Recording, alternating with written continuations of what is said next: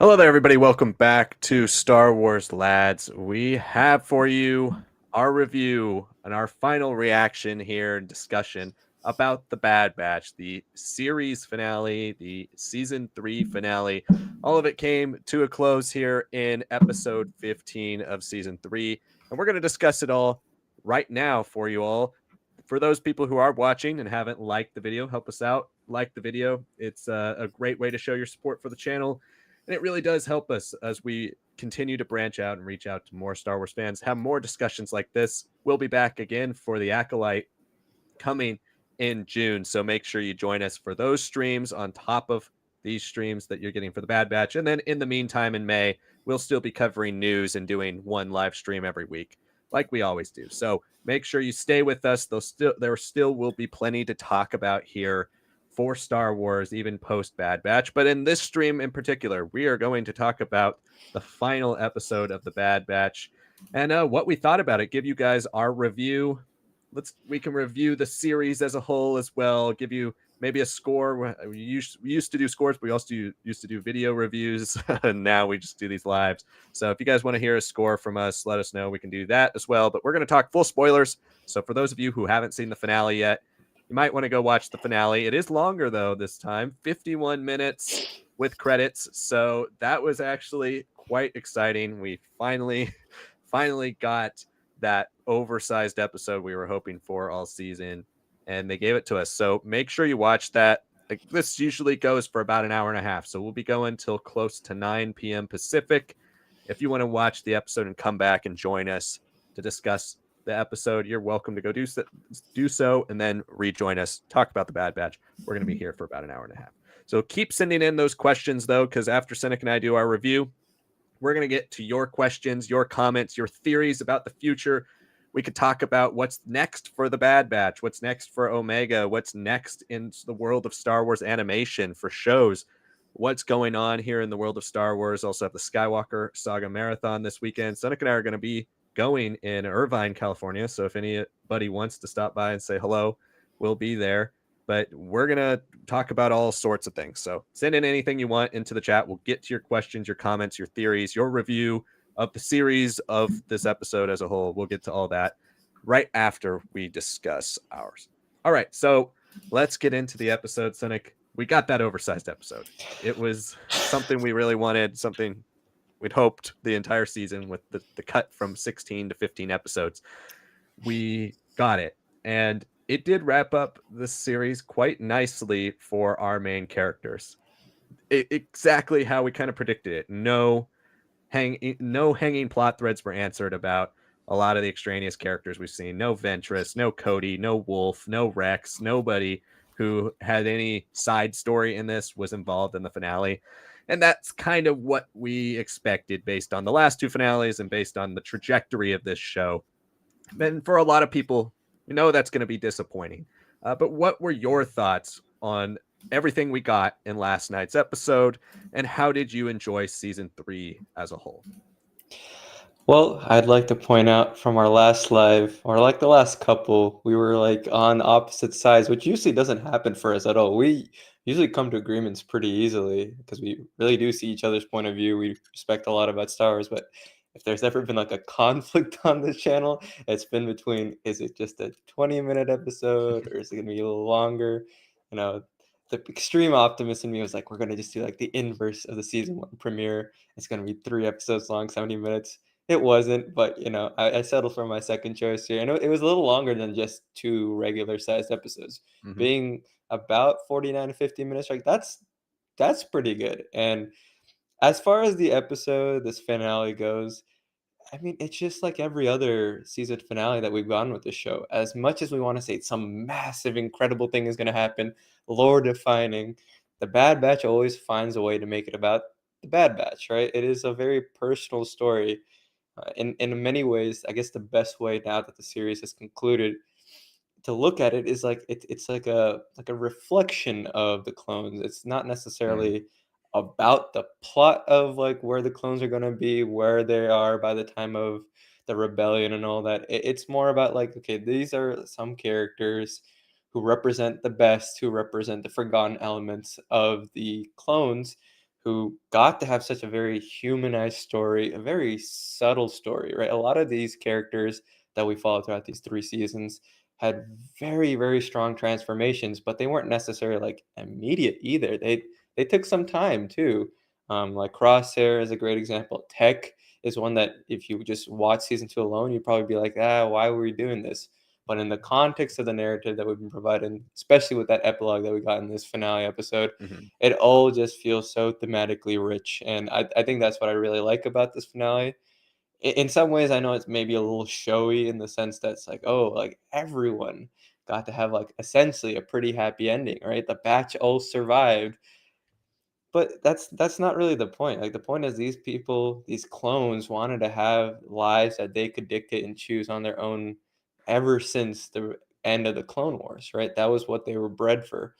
Now they finally get to, now they've helped out other clones without overtly just exposing themselves and the risks that come inherently with having Omega around being their sister. They were able to stop Hemlock. They're able to let Echo go, continue his missions that are going to definitely be happening with Rex. Help out the young kids who are force sensitives. Help out the young clones who don't have any purpose in their lives now that there's no point for being the clones.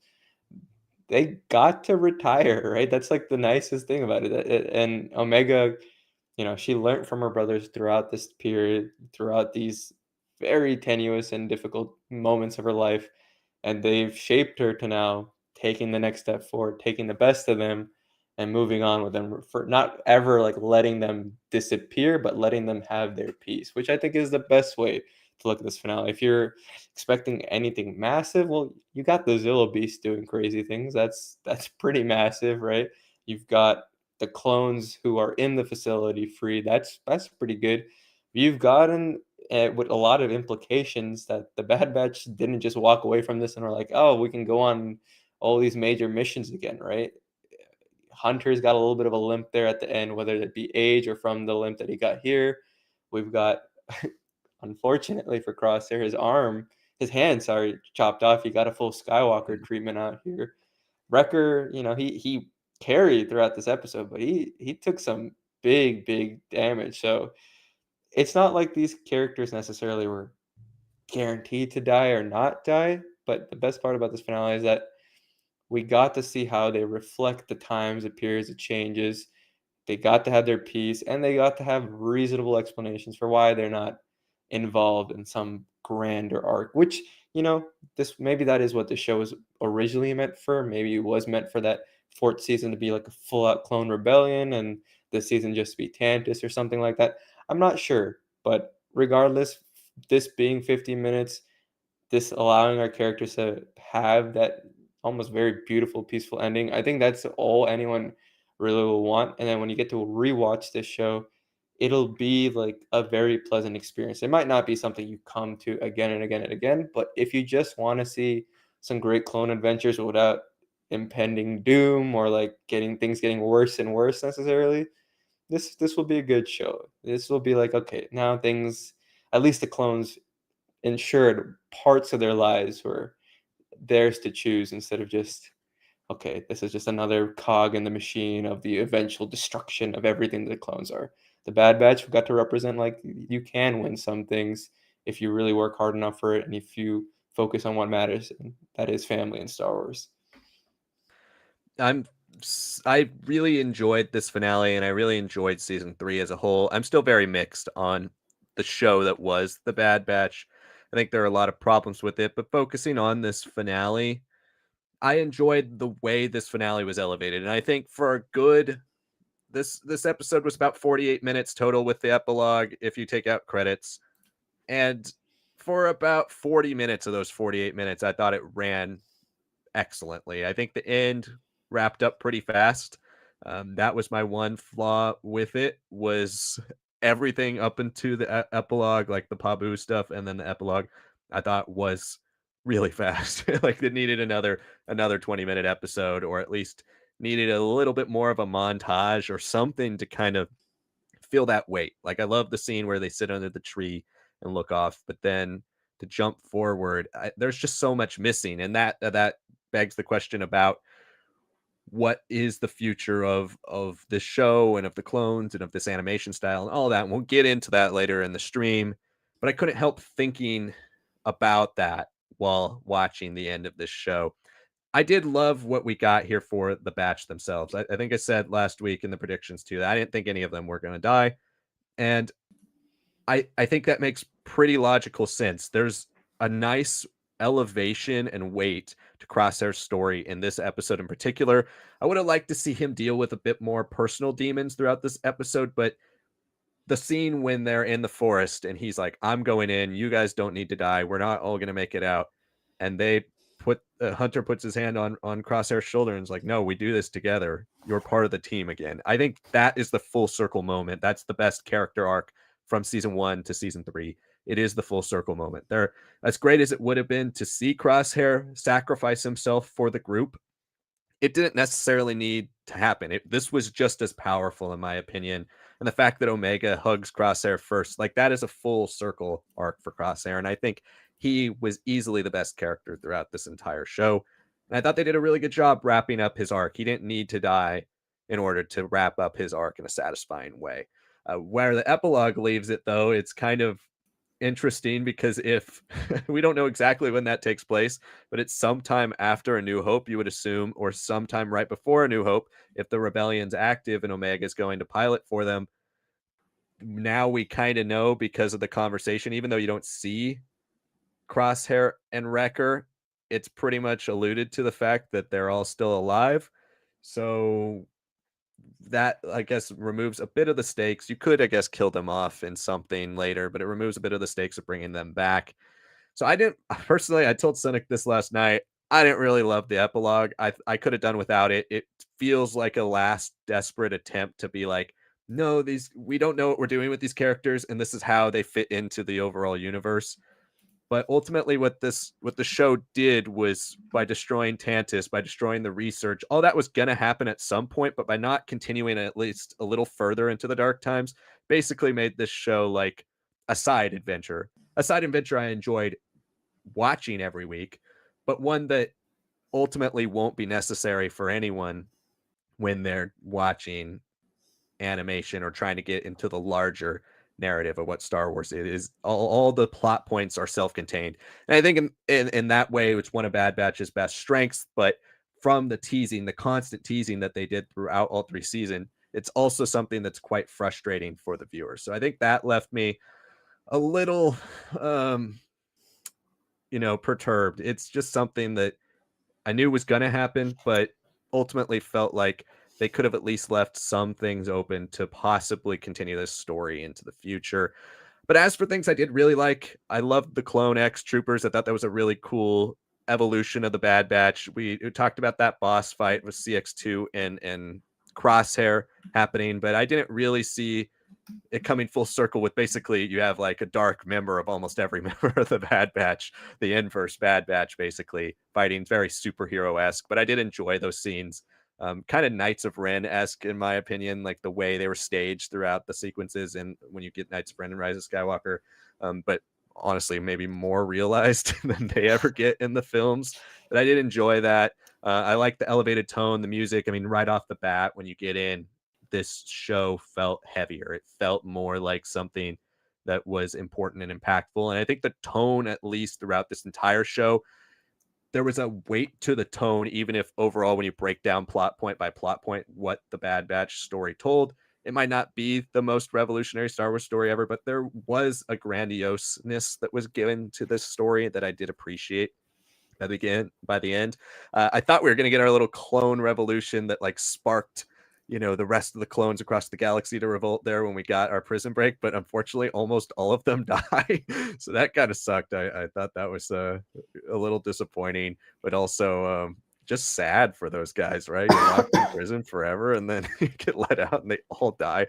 That was kind of disappointing. But Emerie Karr, I thought, had a decent arc. I'd like to see where it goes more. They teased the Chuchi thing that I think will play an interesting role in the politics of the galaxy. And I think somebody with the information of Emerie Karr, knowing about Project Necromancer, that's pretty invaluable. So I'd like to see how they wrap up that in the future.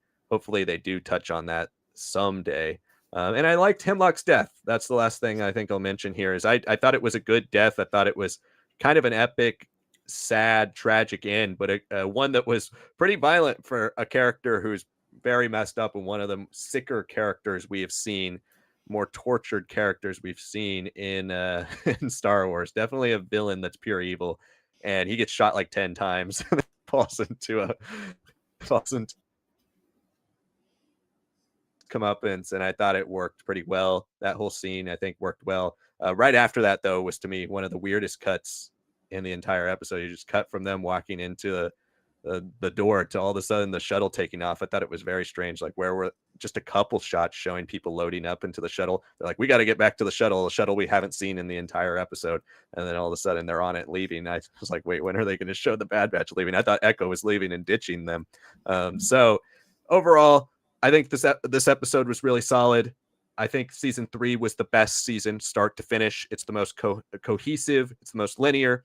And I think when you break down the plot points, it is one of the more exciting.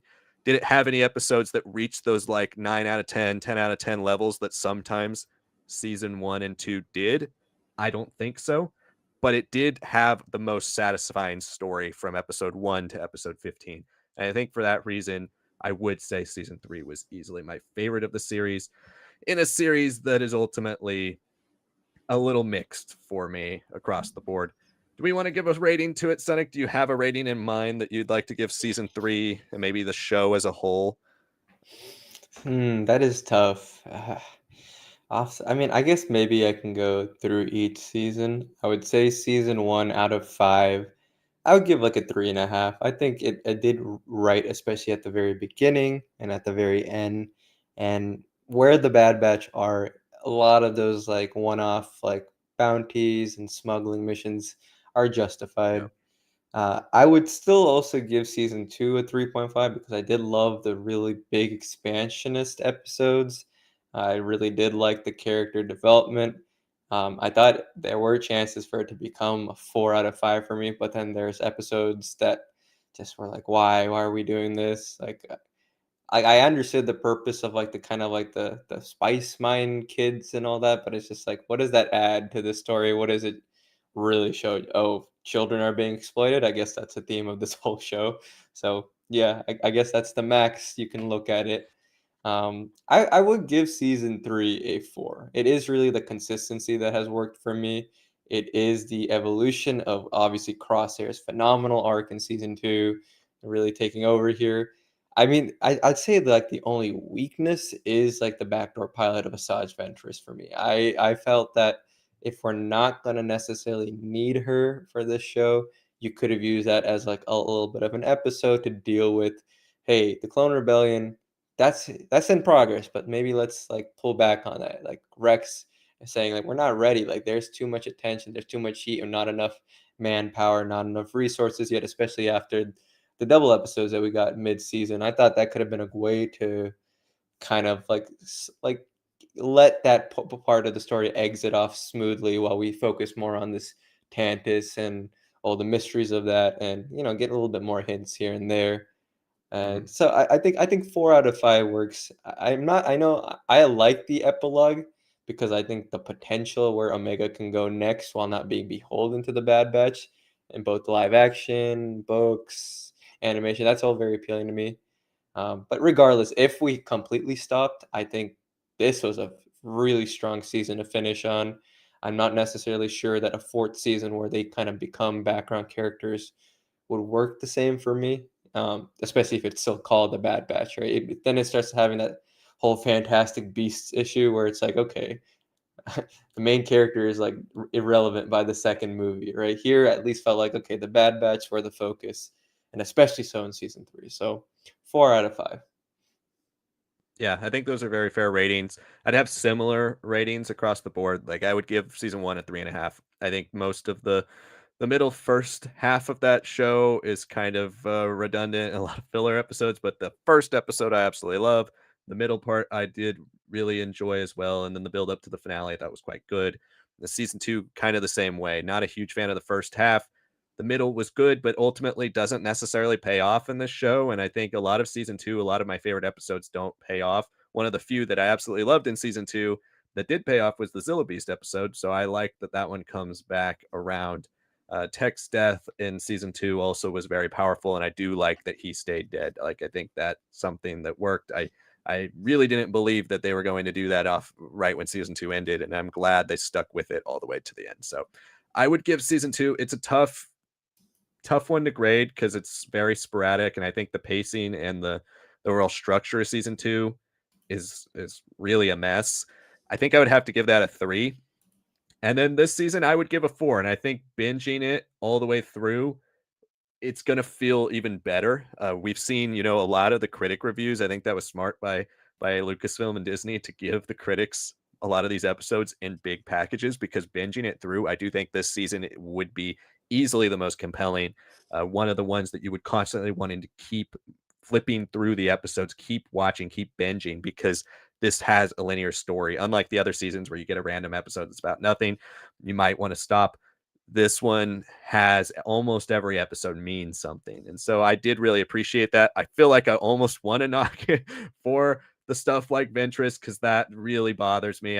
It's something that I still can't really forgive until we find out eventually what's going on with that, because it is such marketing speak. Like, it is pure. Ventress is in this show for the trailer. That's it. There's no really getting around it. She does nothing.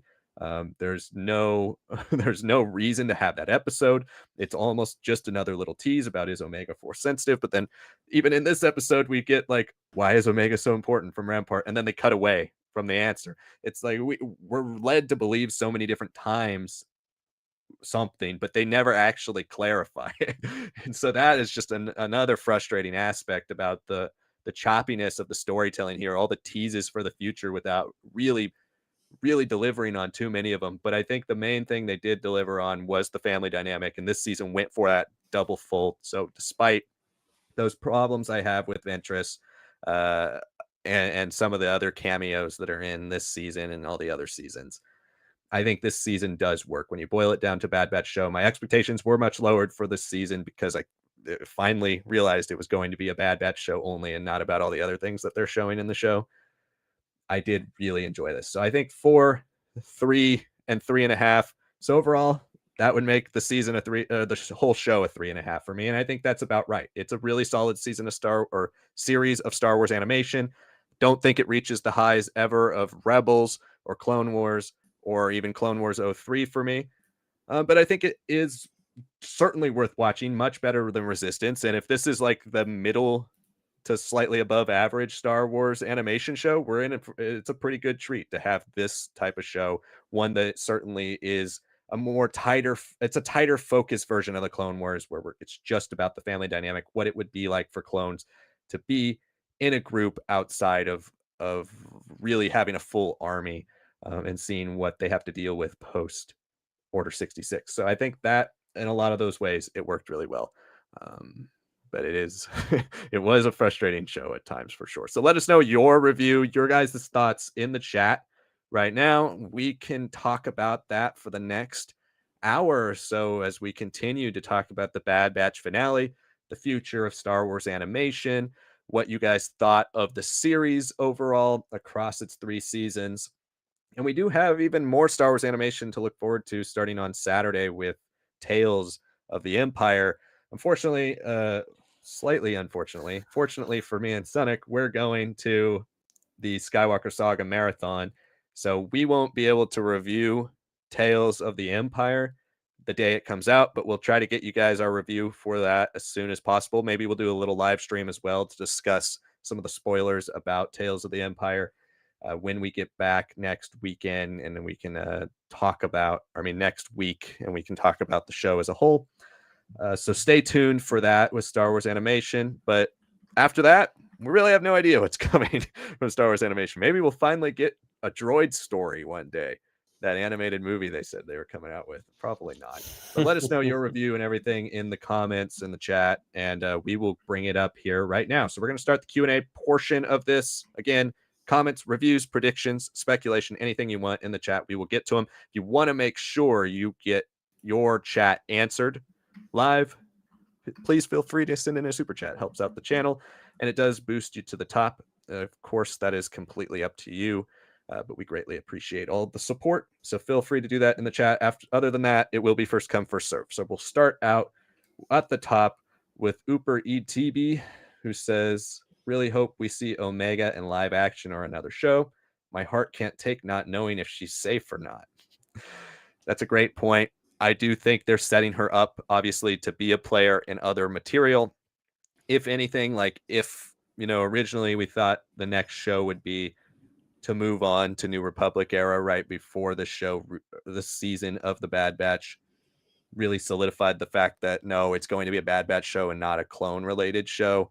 Before that, and before the pullback on that, I still think the next show that has this animation style is going to be set after the Bad Batch and kind of take place immediately after with the clones. But they have set her up to possibly appear in animation in the future if they were to go New Republic next or do any Rebellion era type storytelling. So that would be really cool to see her back. Yeah, I mean, I think we have a chance of seeing her again. I mean, when we were talking about this more earlier on in season 2, we were saying it'd be great if we could have the Alpha and Boba meet Omega, right? This would have been a great way Mm-hmm. to kind of contrast how different their upbringings were, what their experiences were like, what is a commonality between them. I think the equation of her being potentially still force sensitive makes me like be like, all right, maybe Boba doesn't necessarily need to or want to connect with her, and maybe that does open up a can of worms if she is ultimately brought into live action. Because then Thrawn in this period has got the heir to the Empire kind of going on. He could always like dig up Tantiss, that room with the Sith ruins. We never went back to it again, right? We only saw like the CX clones. We only saw the vault, but we never really saw that room again. I wouldn't be surprised if that comes about, and then there is a connection to Omega that wasn't destroyed, but it's just breaking off all the data banks. Uh, so yeah, I mean, if you bring her to live action, I think that would be pretty cool. But the risk inherently just starts exploding for her from then, because I think she'll have to be, you know, kind of crazy. But yeah, she's gonna have to somehow balance out her story while there's all these other big characters like Ezra, like a Luke, hopefully, and all that. It's like, all right, now you're just gonna say like this force sensitive clone from who managed to destroy these ruins that Thrawn may possibly go back and use technology from. Like it gets a little too complicated. I do think that we could see like an animated show or a spin-off show in the era that does feature her, that does have these interactions, but I don't think they'll ever be galaxy changing in the same way that the Bad Batch was never ultimately about like the grander clone story. Whenever Omega comes into animation again or live action or whatever medium, I think she'll be important, but she'll never be like, oh, like this is going to change the trajectory of the story being told right now, like the big Star Wars story. I think she's now firmly like in a supporting character status. Yeah, and I think it'd be pretty unlikely to see her in live action. I would absolutely love it if Book of Boba Fett season 2 had something to do with Omega, but I think it is pretty unlikely that we get that.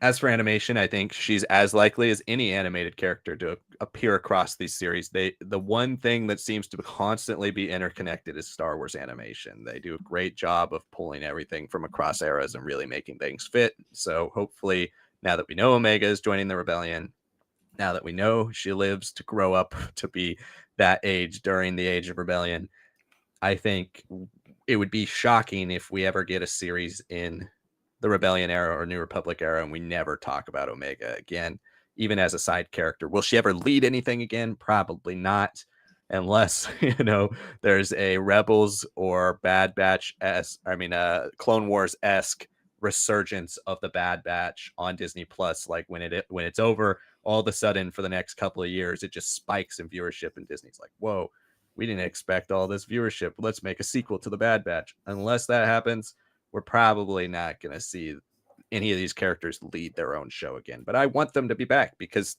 we invested a lot of time into these characters. There's still plenty more for them to do.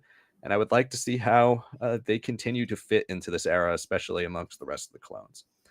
David Field sent in a super chat. Thank you so much, David. We always appreciate your support. Thanks for joining us again for the final episode of The Bad Batch. David says, I really enjoyed your reactions and analysis. Thank you so much. I really enjoyed the finale. What's the year BBY in the end scene? If the rebellion needs pilots, is that A New Hope? I kind of was mentioned that in a side point. Also, David says Hunter looked like he was 50-ish, which means it's like 3-ish BBY. That's a good point too. So we've seen, obviously we see Rex in Rebels, Rex, yeah. Wolf, and Gregor Yeah. in Rebels, and they're all bald, right? Or Wolf has hair. I don't know how like that type of genetics spread across clones, but Hunter still has a lot of hair, just a little bit of gray in his beard, where the rest of them are full white.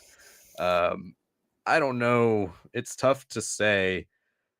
I think it's somewhere between, in my opinion, I don't really see it being before Battle of Yavin, really. Like I feel like it's either right before or right after. And I feel like the rebellion, right? That's the big clue, is we've seen so much in Star Wars now. The fact that the rebellion doesn't really start until Rogue One. That's the first time everybody's united. The Rebel Alliance is really formed. Before that, it's a bunch of rebelling factors. And we know there's like the Phoenix group from Star Wars Rebels. We know Cassian Andor is a part of a certain group, and they're all teamed up in certain spots, but there's not one real cohesive rebellion until Rogue One, and that's the 0 point. So maybe it is something to do with along the timeline of Rogue One. Maybe it is right after the destruction of the Death Star, and they need more pilots because most of them die in that fight. That would be my guess, is like right after the destruction of the Death Star. So 0 ABY. That would be my big guess. But you could be right. It could be anywhere between 5 BBY and really 4 ABY before Return of the Jedi. It could be anywhere in that time.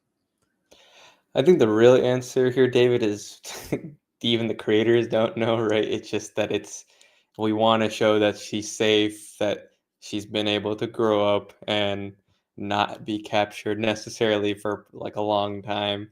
I think if she got captured again, even everyone would be like, all right, Omega, you've been captured like 3 times. Let's figure it out on your own at this point, right?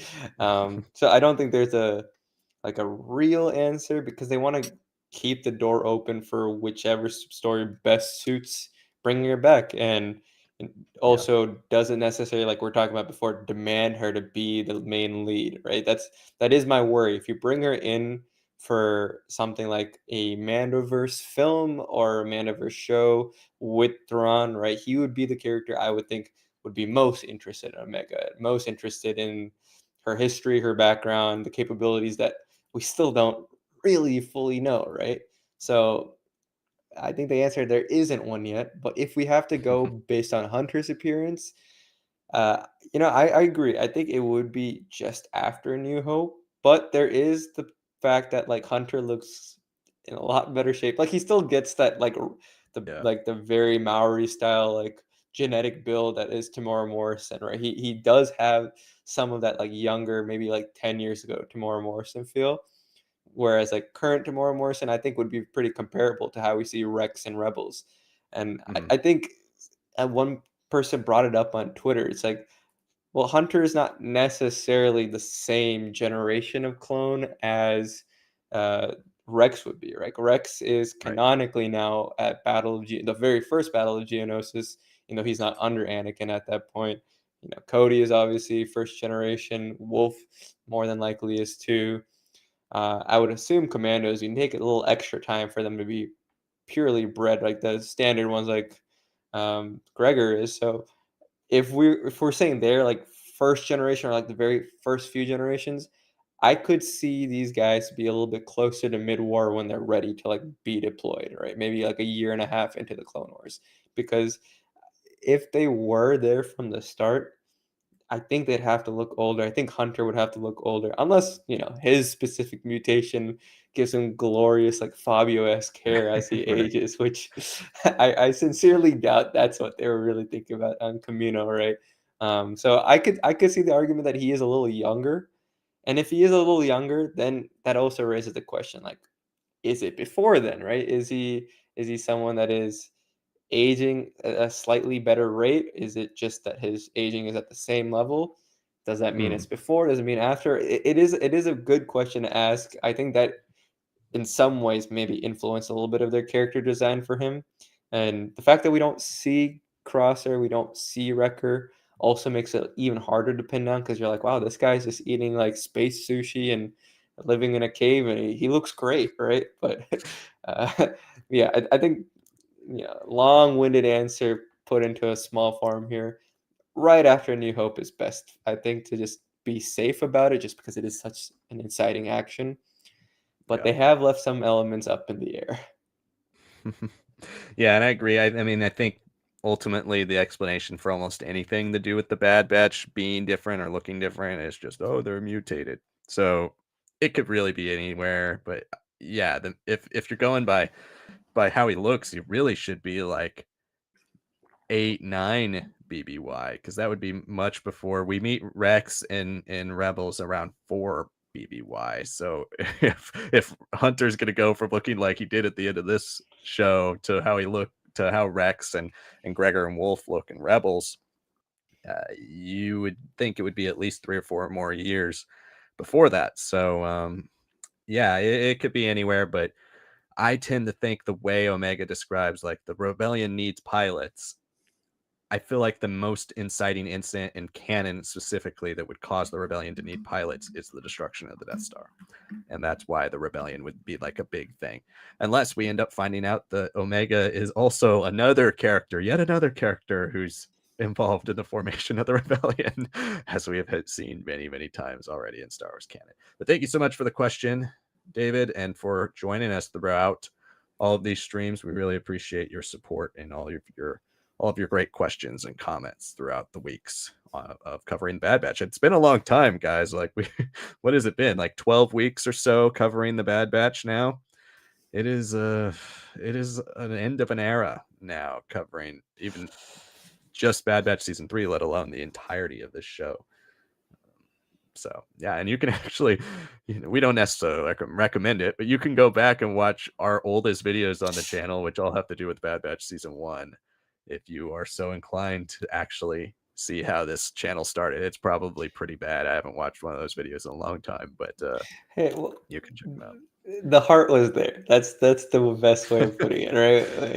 I don't think we've necessarily become cynics or overtly positive. I think we've been pretty level-headed. You can see our growth, obviously. You can see the technology changing, the backgrounds changing. But, we want to give a little bit of like a special love and treatment to the Bad Batch, of course, because it was the breakout show for us. Prediction videos became like that breakout thing on our channel. Yeah. It feels sad in a way knowing that if we don't necessarily get another Clone Wars-esque animation show outside of the Tales of series, like this is it for the era. This is it for the show specifically. This might be it for the characters for a very long time, and we kind of owe it to the batch for putting us in this position where we can have these awesome discussions with you guys. So yeah, hope you guys stick around. We got Acolyte, Tales of the Empire. We got a bunch of things coming, but we're gonna cherish the time that we had with the Bad Batch for sure. Colton Smith says, I thought it was a solid finale, although I found it weird that we don't see Crosshair and Wrecker in the send off. And why was Ventress in this show? Tell me where to take my pitchforks and torches. Hey, Colton, I am with you on Ventress. It really, really bothers me. Like, I'm trying to not be one of those, reactionary fans, right? That's one of our channel's pillar stones is the fact that we aren't really those people who get out and riot when things don't go the way we want them to or the way they should. But that's something that really bothers me, because it is, for all intents and purposes, just completely ignoring a section of your fandom, like the book fandom. Okay, you're not important enough to have anything you read stay canon for just one episode of the Bad Batch that doesn't do anything. And for a show that they pretty much have already said, yeah, we don't really see this as a show that means anything to our platform. The lack of promotion, the lack of Yeah. really giving it compelling, important storytelling that impacts the universe. Basically, by the destruction of Tantiss, pulling back and being like, it's a show for people who want to watch it. It's a stepping stone towards what you see in the sequels, but it's not really that important for the overall narrative. I can handle that, right? But to just it really bothers me. I don't usually just get this upset about something, and I don't really care what they have planned for the future, to be honest. If you're going to bring back what of interest in the future, bring her back in the future. Don't bring her back in this and then leave us guessing for years why you randomly brought her back in an episode of The Bad Batch that didn't have anything to do with the rest of the universe when it's one of the best stories and books in all of Star Wars canon. It is very frustrating, especially in an era of Star Wars where books are less important than ever to the overall narrative, where less important things happen in story in novels than they ever have. Most of the stories are character stories that don't impact the universe. To have our few pillars of the Star Wars canon books universe, like Dark Disciple or Thrawn Ascendancy or High Republic, which I think are the only three that really hold something massive for the universe, and then to pull out one of them, one of the only ones that's truly connected to the rest of the Star Wars universe, I find that extremely frustrating. And it's something that I won't be happy about until they finally reveal what they're actually going to do with that character. Right, and it's weird because if there is an ultimate flaw that I have with this show, it is that it's gone like again, one of our first breakout videos on this channel is like, why did they change the Kanan comic origin story for him and like what happens to him in Order 66? They retold it, it's different but same. It's just like what's the point, right? Like it was unnecessary, right? And that's the biggest thing that change was unnecessary, and then this introduction was unnecessary. I actually don't mind that she can come back. There is enough in the text of Dark Disciple to imply that okay, there is a possibility of bringing her back, right? I don't think they ever closed the door on her because it's why you introduce concepts like the sleeper and the water of life, which are now in pop culture like very important things with Dune and everything again. But if you're gonna do that, man, like at least have her show up again to like clarify something about Omega's Force sensitivity. Give us an answer at the very least, or have her show up and be at least like a conduit. Be like, all right, I can't help you directly, but I can send you to someone else for this clone rebellion stuff. I don't know what it may be. Either way, I think I think the only way that would have really made sense for her to be in this is if she was like a clone that has the lightsabers, that has everything, but doesn't have the force, right? Is like almost like a failed experiment that broke out and let loose, right? Something like that I think would have been like, oh, okay, here's a little bait and switch. You think it's Asajj, but no, Asajj is still dead. This is Asajj 2, right? Like almost do a Force Unleashed 2 moment, but then Yeah, but emphasize that two like, A's, like yeah. ASAAJJ for Asajj, Asajj, yeah. like Luke. Right, right, exactly, right? So, like, make it seem like, "Oh, man, like, this discussion is leading to somewhere," and it hasn't, and I think the only way I'd be happy is if they're, like, in a couple months, they're like, "Yo, we're dropping a Dark Disciple movie on the Disney Plus platform," then I'd be like, "Great, I'm happy with that," right? Or if they immediately follow up the show with a Hidden Path show, right, with Quinlan Voss and all that, and we could have bridged a little bit of her appearance here, what's going on. Right now, it just feels like she's there, and it doesn't even really feel fully like Asajj in that episode because she is kind of like giving you NPC like information dumps, and it's like okay, and the Bad Batch are like, "You're lying to us completely," and she's like, "I am, but deal with it. I've lived more lives than you can imagine." It's like okay, fine. It would have been nice if like maybe something she like tried to show Omega when they're like taming that sea beast. Maybe Omega was able to like calm it down, use the force for like a split second there before like it wavered off almost in a Sibian-esque situation.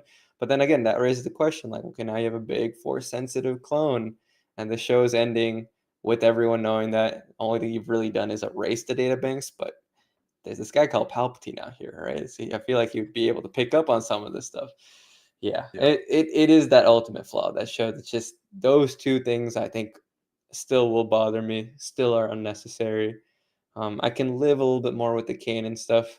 This one, I'm like, you really have to make up for this whole marketing bait and switch and then almost abandonment of, like, the idea of even bringing her back. Yeah. It's really frustrating. And I don't really see any real excuse for why it's in this show. But hopefully we see something in the future.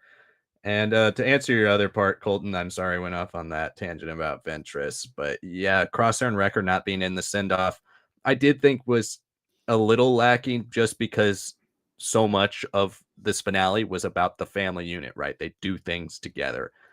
Even though Hunter and Omega, that's always been that father daughter relationship. And you even had that line in the finale where Omega is like, I'm not a kid anymore that you need to protect. And he says, you'll always be our kid. That it shows that, even though she considers them her brothers, she's a little sister slash daughter to them. I think that was a sweet moment and something that that would come full circle. But I think having Hunter deliver the line, but the other two be there, I think is also something that would have been powerful, considering the fact that we've spent this whole episode and really this whole season redefining what it meant by the family at a unit of the Bad Batch after you lost Tech, right? I think it was a little bit of a missed opportunity. I said I didn't like the epilogue at the beginning, and I don't necessarily do. I think it was kind of forced just to have some closure because they don't know what they're doing with these characters yet. But it's a good scene. I just don't like the idea of it really. Um, but yeah, I do wish Crosshair and Wrecker were there too. Starlet says, "What will the next show be?" Well, Starlet, you can stay tuned for a video that will be coming out on May the 4th that I'm working on. But we've talked about this every week for the last month or so in our live streams. And I really think that the next show, what will the next show be? I don't know. What should the next show be? I think it should be a show called Dark Times. And before everybody goes, oh God, not another Dark Times show. I agree, but we don't have a definitive Dark Times show. We don't have one that's like, this defines the era. It's more about specific characters or specific people. You got Andor, you got Solo, you got Obi-Wan, you got Bad Batch, but you don't have one that concretely defines the era. And for me, a Clone Wars style show where you have arcs, 3 to 4 episode arcs, 20 to 25 episode seasons like Clone Wars, where each cup or every few episodes we're evolving and changing. The story keeps you engaged in the animated format for longer episodes, and subsequently keeps people subscribed to Disney Plus for longer. All that type of stuff, I think, would work perfectly in a show that gives you a bunch of perspectives, just like Clone Wars. We can go with the clone perspective in Dark Times. We could go and do it depending on how long the show runs, which I think personally for me, I would have it run from the end of the Bad Batch. And even you could do some stuff that take place during and before the Bad Batch as well. But for the clone aspect, the end of the Bad Batch up until the events of Obi-Wan, around the events of Obi-Wan, I think about that stretch, or at least up to Rebels, is as far as you can go as well. But I think having those stories, you could do like Han Solo and the Imperial Academy story. You could do an Ahsoka story. You could do a Farm Boy Luke story. You could do a Leia story. You could do an Obi-Wan, an adaptation of the Kenobi book story. You could do Vader stories. You could do Emperor Palpatine stories. You could do clone stories. You can do anything. Tarkin, all these characters. It's one of the unique eras of Star Wars where you have all the characters who crossed the two most famous trilogies of Star Wars. All of them almost live and exist in this era. And so it gives you a unique possibility to basically run stories forever. It gives you the unique possibility about really exploring and expanding our main characters who haven't got as much shine in this era as much as a lot of the newer characters have. So I really hope for that. But I think if it's not that, we're going to go New Republic or just shortly after Return of the Jedi, really wrap up that time period and connect the end of Return of the Jedi all the way to the events of The Mandalorian. Yeah, I mean, it is a little difficult to just say it is going to okay. I don't know. I guess to answer the question simply, the next show is Tales of the Empire. We know that as a fact, right?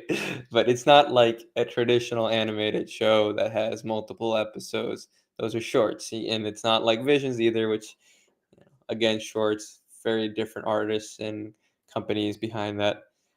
But I will say that the more I think about it, and like what you were talking about here, Liam, and we were also talking about this a little bit when we're doing our Dark Times discussion for one of our tier lists that's coming out pretty soon. Mhm. It is a messy era in both canon and legend. I think canon has handled it better, but a lot of the best stuff has been at the later stages of the Dark Times. Bad Batch, in truth, is really the biggest thing that we've gone this early on in the timeline, and I don't know, like, for the Dark Times, for me to work as well as it can, you have to make this beginning kinda suck, right? I want this in some ways to be the only victory, right? And it's not a true victory because we know that Palpatine eventually gets Necromancer and gets whatever he needs to mostly have, a clone and then, abuse the Force Diode's power and then be like, "Alright, here's my unlimited Energizer battery." Uh, but when I'm thinking about, like, options for shows that we talk about the Hidden Path with Asajj and Quinlan, because obviously a big thing that this form of animation has done specifically for Star Wars is that you'll introduce a character and then you might not use them for a while, but you know that asset's going to be reused later. Like a big Yeah, example is the Grievous that we saw in the season 7 season Mandalore, like prologue. the war updates, like the with the narration, right? Yeah. And you get to see Grievous on his on the invisible hand, just like he is in Revenge of the Sith, but then we don't see him in the actual show. But he's going to be in Tales of the Empire with that updated model. You're like, okay, great. If that is what they're doing with Asajj, that makes a lot of sense. But when I think about Asajj and her story, well, first of all, you have to really, for fans like ourselves, justify why you brought her back alive in the first place. Okay, so you got to flesh out a little bit of her backstory, all that. You can use that for your initial few episodes and all that. Connect her with Quinlan again if she hasn't already. Okay, you're doing all that stuff. Great. Her being involved with the path, is that a thing that'll necessarily happen? I don't know. She likes being a little bit of a lone wolf. But then the question does come about, like, how you mentioned with Kenobi.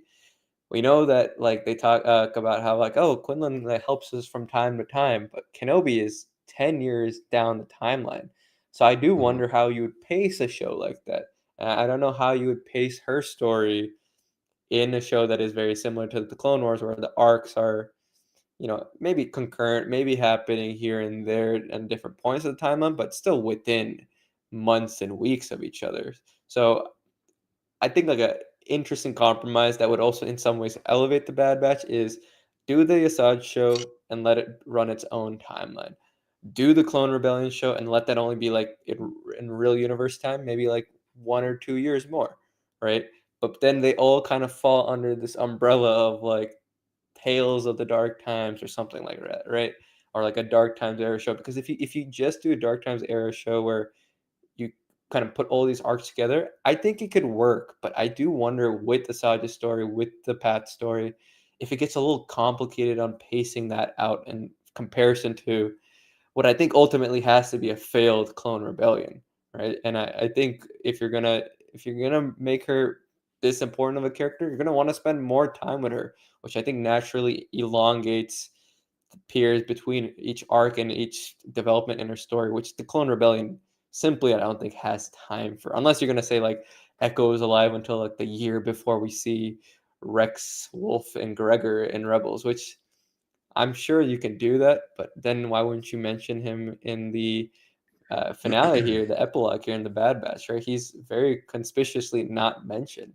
So I would think he doesn't have too much longer for the Star Wars galaxy, and then putting them in under one umbrella, I think it does make it a little bit difficult.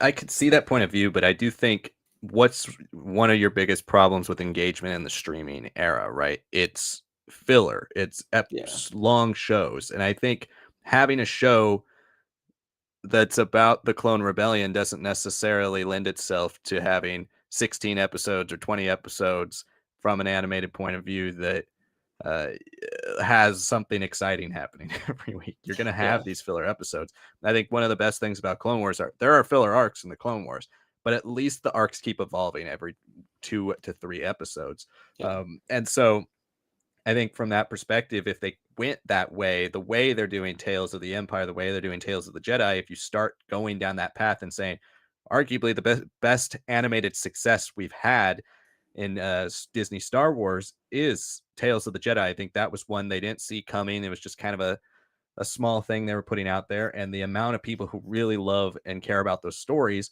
it blew up. And so I think taking that point of view and making these stories connected and shorter, but you tell something complete and then you can piggyback off of that, right? You can go for endless amount of seasons. And really it doesn't have to be one animated show, right? Like Star Wars can do more than one animated show. They can have more than one animated show on Disney Plus. We're just so used to only having one running at a time Yeah. that we think about it in terms of one show. There can be 3-4 shows going on. They can interconnect, kind of do what they're doing with Mandalorian. They could do that if they wanted to, but it just seems like right now they're lower on animation than they might ever have been, at least with animated series.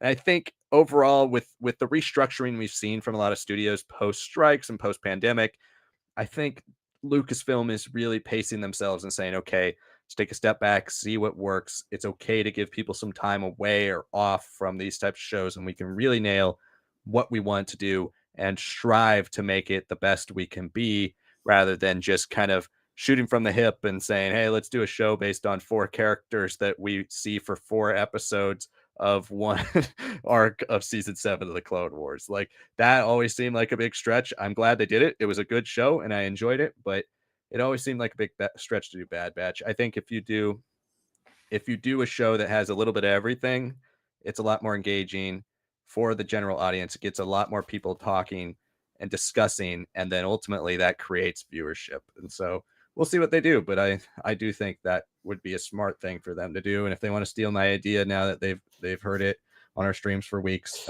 go ahead. But I'll know you did it. Colton Smith, we just answered that one.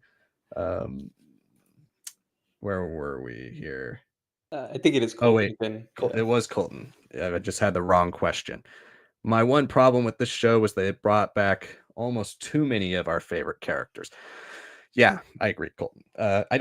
I'm not a person who has a problem with cameos. I love The Mandalorian Season 2. It's, to me, by far the best season of The Mandalorian and one of my favorite seasons of Star Wars live-action TV.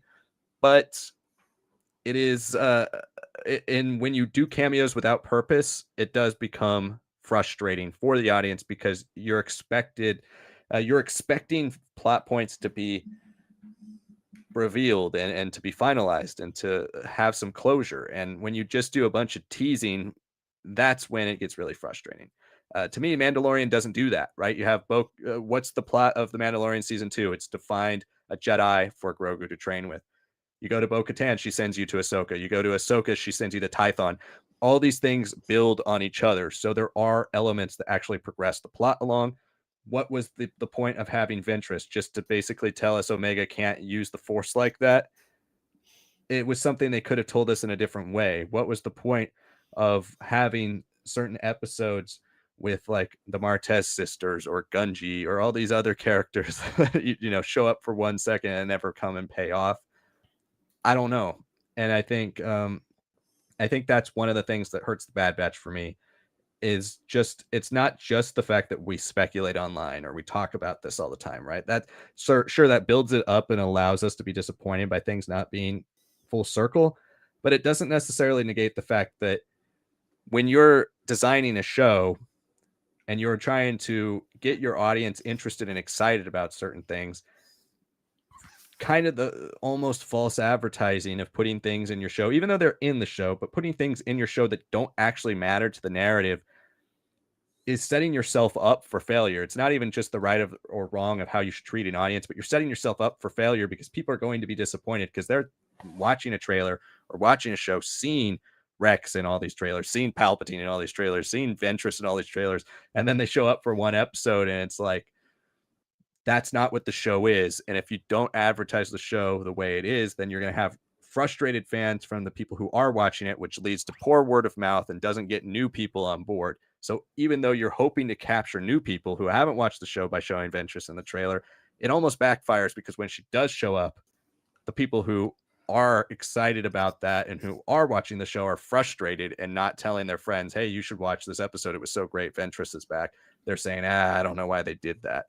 I think that's the thing that some of these studios could really figure out is if when you do that type of stuff, when you mess with the expectations of the audience, especially in today's world where we're all talking about things, you're setting yourself up for failure because you're putting these thoughts in people's heads. These aren't things that we're just coming up with off the top of our head, right? Like it's not, Sanak and I are never disappointed by an episode if we have a prediction about something and it doesn't come true. That never happens. It's only the predictions that they set us up to believe are coming and then they don't do them. That's when it gets disappointing.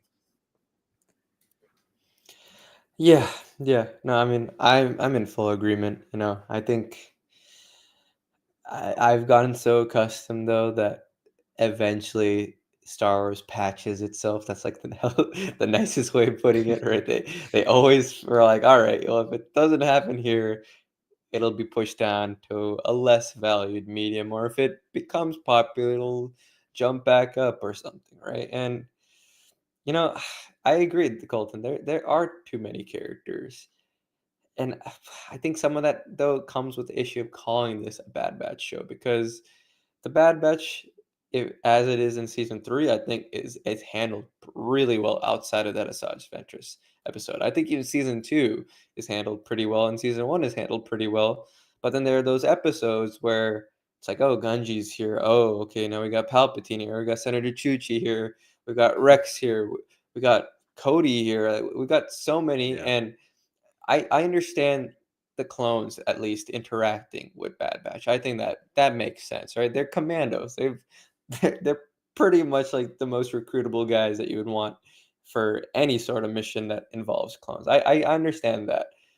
What I don't understand is like why did I see Gunji, right? If that meant like in season 3 we got to see him with like the other Jedi younglings that were in the Clone Wars, I'd have been like, oh, okay, fine, that's pretty cool, right? We're getting something here that can be picked up in a different show, and the Bad Batch are able to help make that happen. Okay, Harrison Dula, I'm like, all right, cool. I like that. I like that we saw especially because it was very crosshair heavy, and his influence there. We did get what's that clone's name? Oh man, I'm just blanking right now. Hauser. Hauser, right? Hauser is introduced and he becomes a player. I think that was handled pretty well, right? I'm not upset by those ones, but I'm frustrated by these ones that I'm like, all right, well, there's no point to it, right? If there's no point to it, or if not like a good place to leave these characters at once you introduce them, I don't think it's useful, right? And I think that is ultimately what's going to be the legacy of that Asajj Ventress episode. It does get worse week after week for us. It's fine, admit that. Again, if you put like a Dark Disciple movie in like a show by like July, I'll shut up. Like that's fine. That's whatever. Okay, right? But it's not going to happen that way because that's not how animation happens. And it's frustrating. And when we go back to that point about you could have multiple animated shows, like you're saying, Liam, happen at the same time. A great template would be to look at 90s Star Trek. At one point, you had Deep Space Nine, Next Generation, and Voyager all happening at the same time. Now, they don't necessarily cross over every single time, but they have a couple episodes here and there. And Voyager was always the one that was most disconnected. And I think maybe that could be a good template.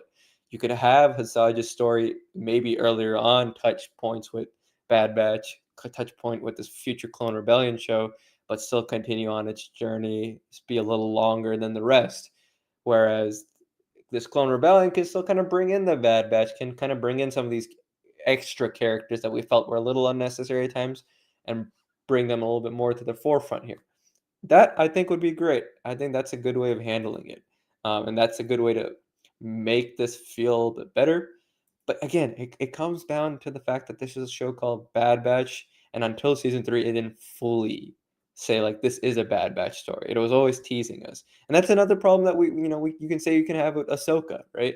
It is the Ahsoka show, but I'd only argue maybe in those middle 2 episodes where she is in the world between worlds. A lot of it goes to Sabine. There's obviously the need to introduce Ezra once again essentially completely introduced all these characters newly to live action audiences.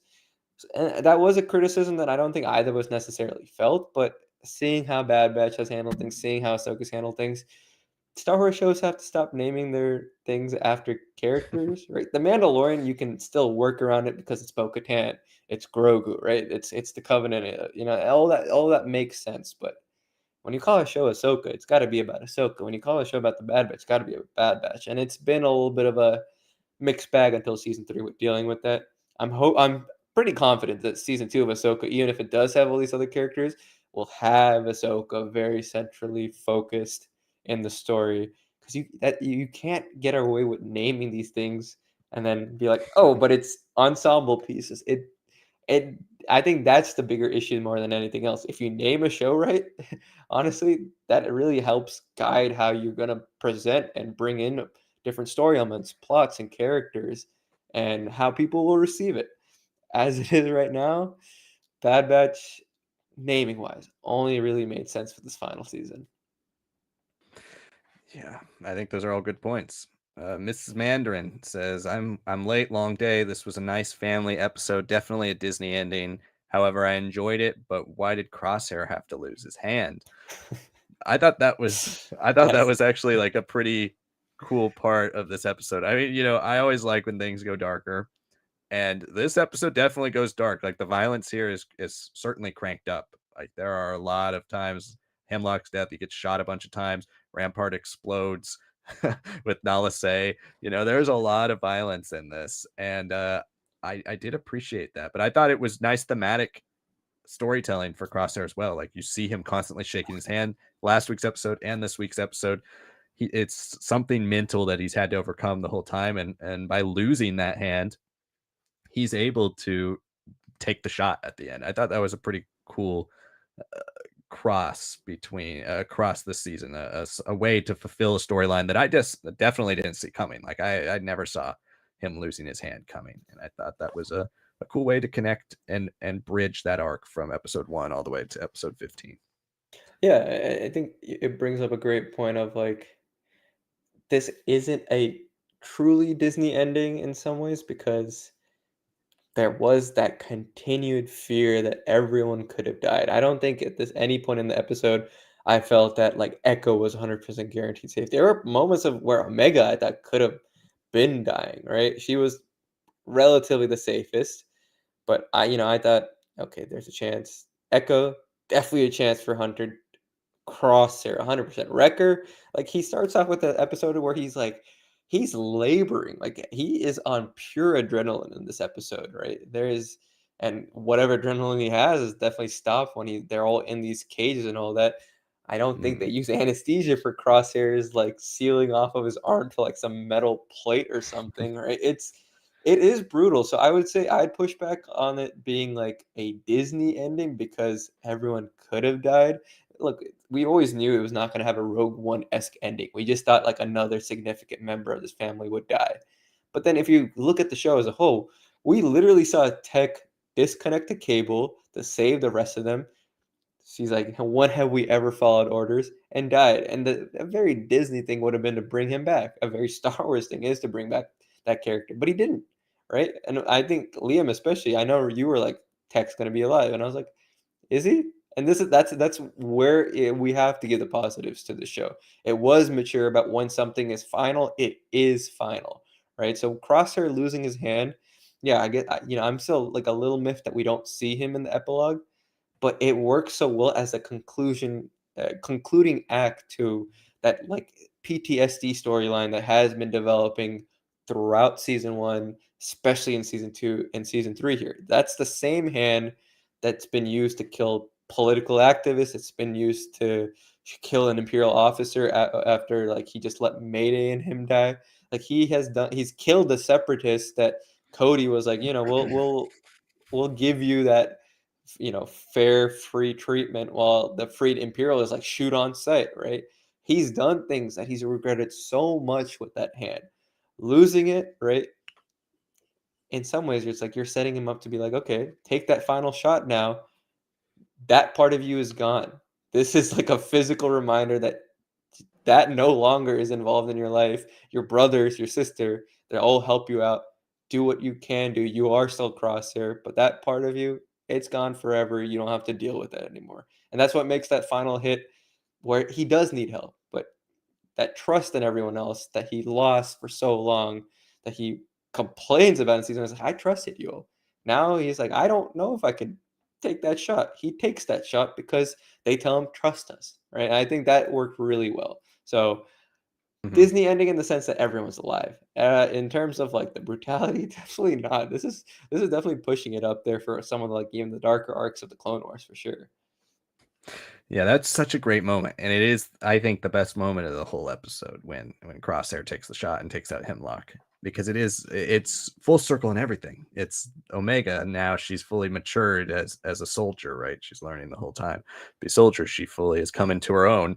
The way they've built that unit, I thought it worked extremely well, and it was such a good finale. I feel like I've felt pretty negative on this episode, but I'm more negative about a lot of things they did with the show as a whole, not this finale. I think it was very, very good. Uh, where were we? Colton Smith says, I think Omega's next story would be great in book form and would be a great precedent to set for the future potential between TV and books. That's an interesting thought. I would like to see them return to clone storytelling in books because we haven't seen it really at all since the Clone Wars 2008 initiative and then before that Republic Commando books. So it would be nice to return to clone storytelling in books. Will we see it in books though? I don't necessarily know. We haven't really had any crossover between animation and books outside of A New Dawn. And so and now Dark Disciples wiped out. So we'll see. Those are our only two real stories in canon that connect. I like books because it gives you an insight into how these characters think. Like it's still my third favorite or maybe fourth favorite of the mediums, after movies, TV, and video games. But I do certainly love to get inside these characters' heads. So a clone centric story, maybe a one final mission Bad Batch story with Omega, Wrecker, Crosshair, Hunter, and Echo. That would be pretty sweet, but we'll see. Yeah, I mean, I like that a lot of early canon has been repurposed in Mandalorian with the Aftermath books bringing in Cobb Vanth, right? We can kind of work around a lot of that story too because he gives a version of it, even though the one in the book is a lot darker, shows a little bit more of a mean streak, which can then be further exploited once we bring him back because he is shown to be recovering and alive with like a robo arm, right? So I like that, right? Where you can go from book to animation or any sort of TV show. Going to animation to books is a little harder. I don't think '08 Clone Wars did anything super great with its tie-in books, like especially its like middle school reader books.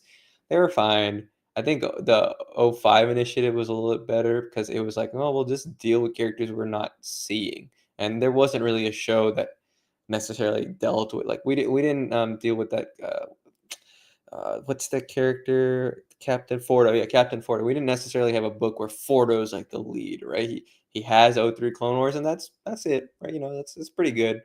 Um, so I think it can work. Would it be like I don't know? Would it be Omega? Would it be the Batch?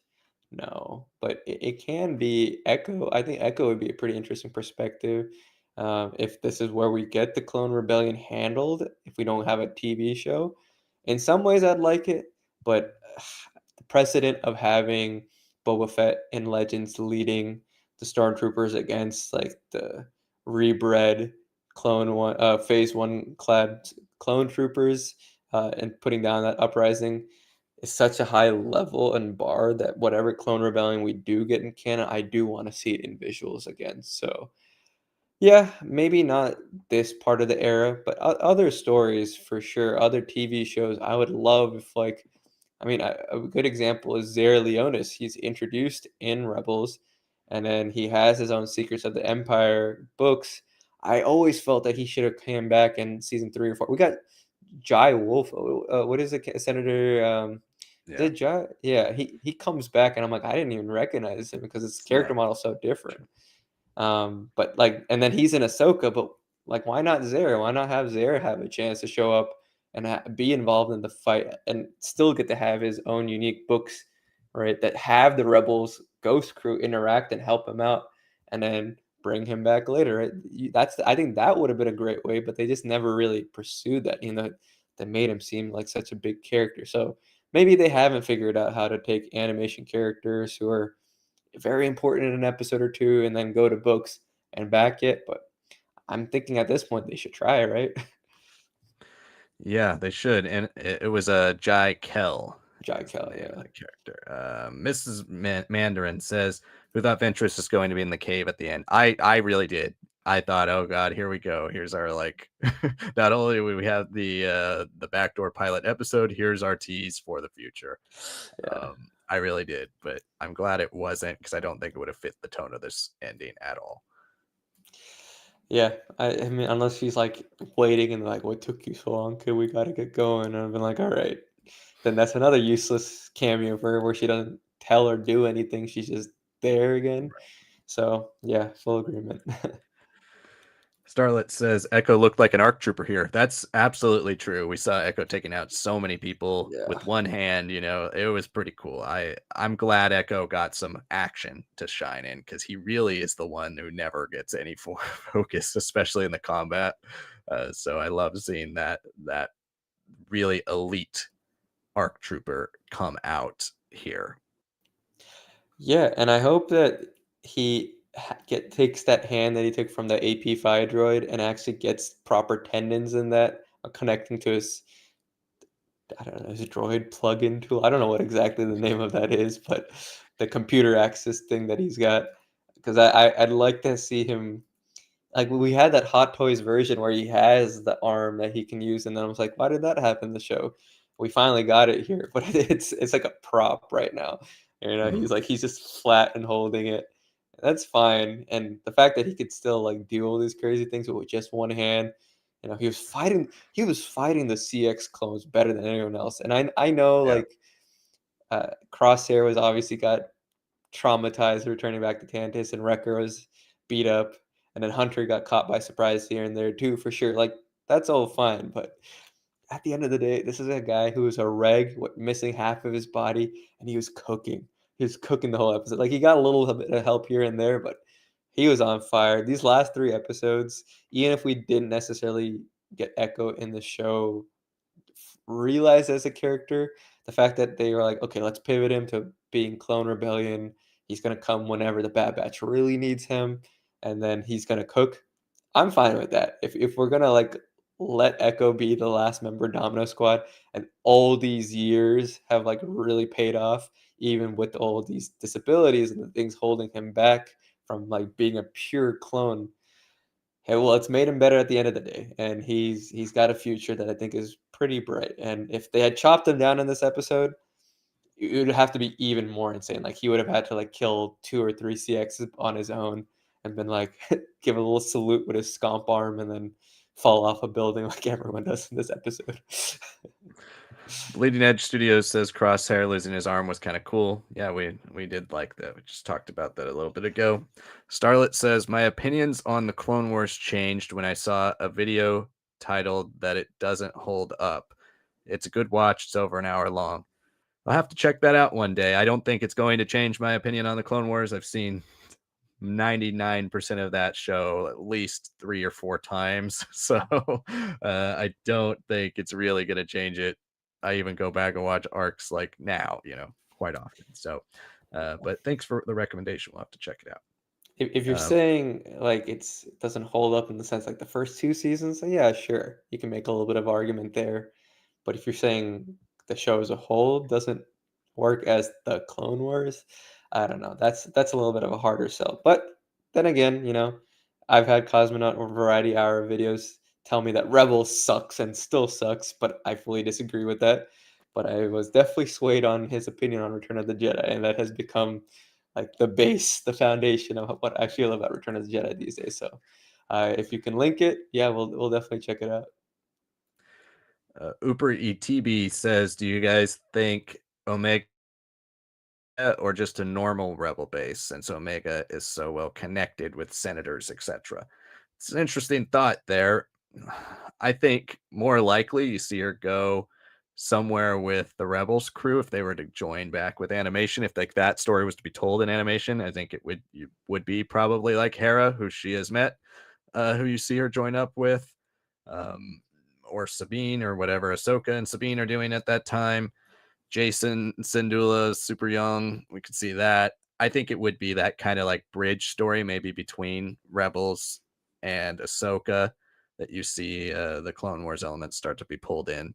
If we were to see that story, if it's just something that's told in books and comics and other extraneous material, I still don't think it's with Leia, because Leia, we basically seen all the main command of the rebels with Leia, Han, and Luke. Like that story has almost completely been told between the Aaron comics and then now the Soul comics and all the extra books that we have between episodes 4, 5, and 6. I don't Omega's not in any of those, so I don't really see her just suddenly appearing unless it's towards the end of the Soul run on Star Wars. But for the most part, we kind of know everything that happens to those characters during that time. So if she does show up with those characters, it's for like just a little bit, and she becomes like a special operative or something. Yeah, and I think Hera is the right point, right? Because she has that connection already, and Hera is not working with Leia from the start, right? I know she is like involved on Yavin and all that, but when she's there, Leia isn't. When Leia's there, she isn't, right? There's a lot of movie pieces, especially because she becomes a general herself, which Leia does not become for quite a bit of time too. So we also have to consider like the military positions and for those two characters and how that kind of pulls them together, pulls them apart. Uh, yeah, I would say that you could potentially see Omega return, like in that you're saying that bridge show. But I don't think it's because of like I don't know. Yeah, I'll just leave it there. I think it would be Hera. It would be in that bridge show around the time when Sabine starts training with Ahsoka. I think that's probably the best spot. Mrs. Mandarin says she should show up in Andor. I don't know if this type of character necessarily fits Andor. It depends what we do with Andor. We know that there's going to be 4 different arcs across 4 different years of Cassian's life leading up to Rogue One. So there is a possibility she appears as like a background character or somebody who gets a couple lines that you don't necessarily know who that is. And that would be really cool. But I don't think she'll have any real significant role in Andor if she were to show up.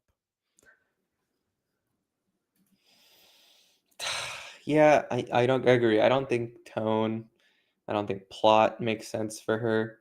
I guess the closest thing would be like if she is somehow connected to Scarif and like its collection of like the different projects and data, and we have like some recordings of her. All right, that maybe we get to visit Scarif, and that's where we see a little bit more about Project Necromancer versus Project Stardust. But a big point of that finale here was that Tarkin's like, take all the money for this project and immediately divert it to Project Stardust. It's just like, okay. So Necromancer is being buried. We don't see Palpatine's POV of it, obviously, but you know that is something that can be picked up pretty easily and spun in a very different way with the Sith Eternal. So I don't think Omega is the right fit for the story. And if anything, she's like the role of Tech now. She's the pilot of the Bad Batch.